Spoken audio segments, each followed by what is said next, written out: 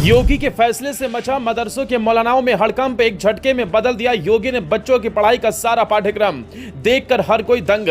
बच्चों के भविष्य से खिलवाड़ नहीं हुआ योगी से बर्दाश्त। कर दिया मदरसों में मॉडर्न एजुकेशन का सारा इंतजाम। अधिकारियों को दे दिया योगी ने ये आदेश। जिस बारे में ना सोच सके अखिलेश ना मायावती सकी जान, उसे योगी ने एक झटके में कर दिखाया।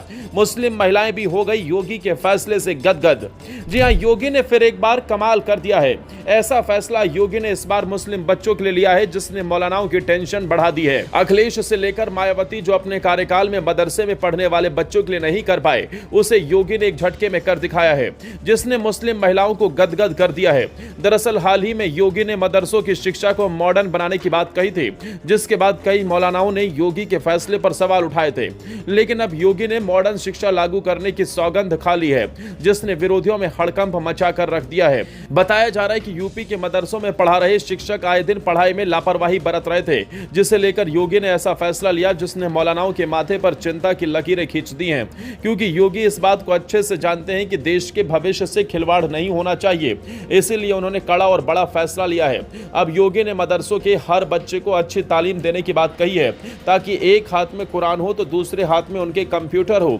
योगी के इस फैसले से मुस्लिम महिलाएं गदगद हैं, जबकि कुछ मौलानाओं की रोजी रोटी पर भी संकट छा गया है। खबरों की माने तो यूपी में योगी ने मदरसा पाठ्यक्रम में बदलाव के लिए 5 सदस्य हाई लेवल कमेटी गठित कर दी, जिसकी ये जिम्मेदारी है कि मदरसा शिक्षा के पाठ्यक्रम में कैसे बदलाव होगा।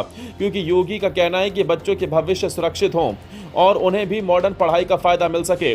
बता दें, योगी की इस योजना के तहत मदरसों में पढ़ रहे बच्चों को मॉडर्न एजुकेशन दी जाएगी, जिसके तहत उन्हें अंग्रेजी और गणित की शिक्षा मिलेगी। इसके लिए हाई लेवल कमेटी गठित की गई है।